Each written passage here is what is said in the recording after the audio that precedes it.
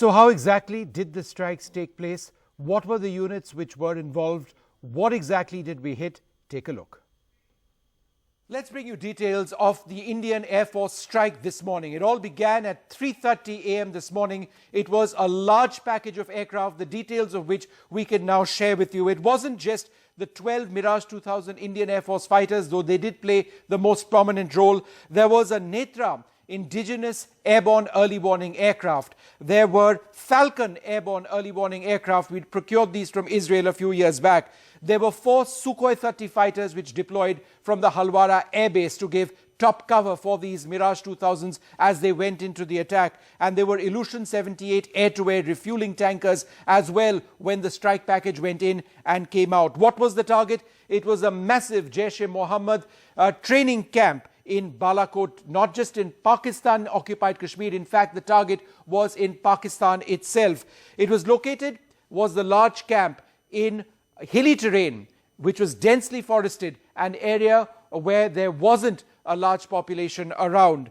The launch point itself of the weapons from the Mirage 2000s was just a few kilometers across the line of control. In other words, the Mirages made a shallow incursion across the line of control, and because of the range of the weapons themselves, they launched the weapons and came back to safety on our side of the line of control. What was the weapon?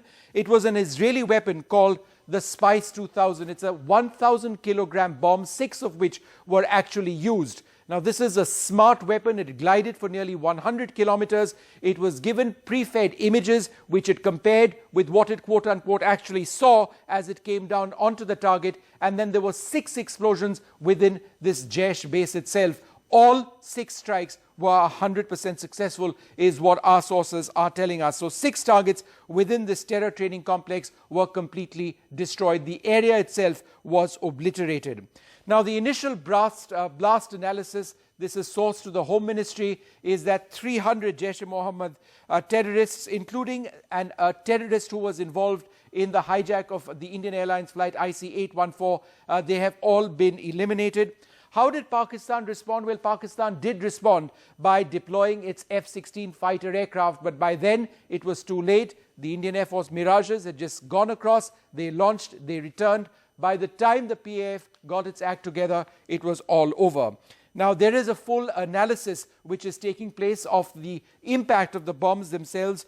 Satellite imagery will indicate the full extent of the damage which has been caused. But we are now told that there is cloud cover which is expected in the area till the 28th, which means that clear satellite imagery may not be available till day after tomorrow. What we do know is that the Indian Air Force has detailed imagery of the pre-strike target. In other words, what the target looked like, the Jaish terror camp, and they expect to match this with the post-strike footage, post-strike pictures, I should say, from satellites, which will indicate the full extent of the destruction. They believe the destruction has been complete.